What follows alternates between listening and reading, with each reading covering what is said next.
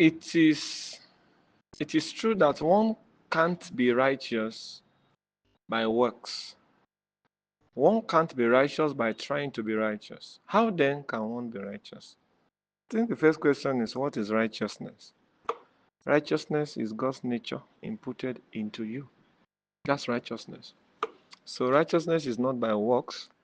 Are you there? It's just like somebody sending money to your account, crediting your account.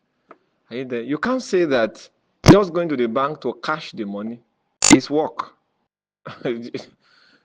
Are you there? Well, maybe kind of work, but you can't really call that work. You can't compare to the person that sent the money to you. What the person has done to get that money, then to even release it to you. So that's how righteousness is.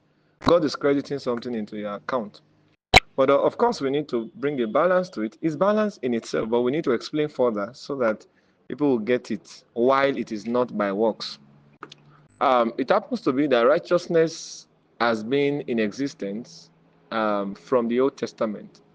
Salvation started from the Old Testament, only that the requirement was not the same as it is in the New Testament. You know, for example, Abraham believed God and it was counted unto him for righteousness. So in the Old Testament, to be saved, God does not expect you to believe that to believe in the death of Christ, in his burial and his resurrection. No, because that thing has not happened physically. So being saved in the Old Testament can just simply be believing that God exists. Are you there? And believing that he's a rewarder of those that diligently seek him. Are you there? Believing that, you can trust him with your life. Are you getting what I'm saying? So those are the main main belief points in the Old Testament that equates to salvation. So these were the things that Abraham believed. And also believing that God is faithful to fulfill his promise. So all those four things, if a man is able to touch those four things, he will be declared saved in the Old Testament. Are we together? But that's not the same thing in the New Testament. The order has changed. So in the New Testament now, you don't just follow that one. Of course, they are important. But in the New Testament, you have to believe that he died. And you get what I'm saying? He was buried and he rose again. You have to believe that because of you, he came to die. So salvation is existing in the two eras, but the criteria is not the same. Are you there? That's the first foundation I want us to lay. So why is it that salvation is not by works?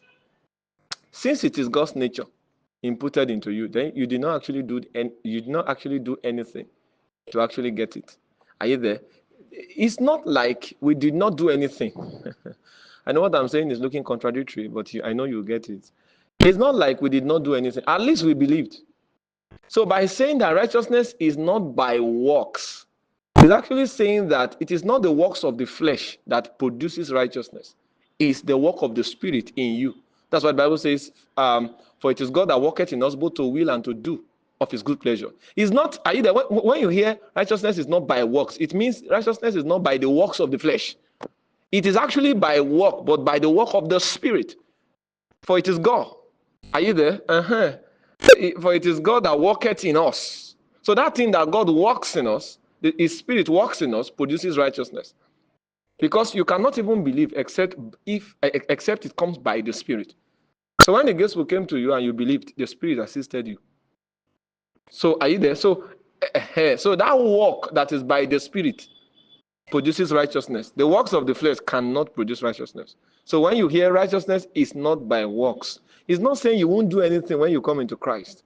It's just saying that the works of the flesh, the carnal works, cannot produce God's kind of righteousness, except if you move by the Spirit. I want to believe you have gotten it now. God bless you.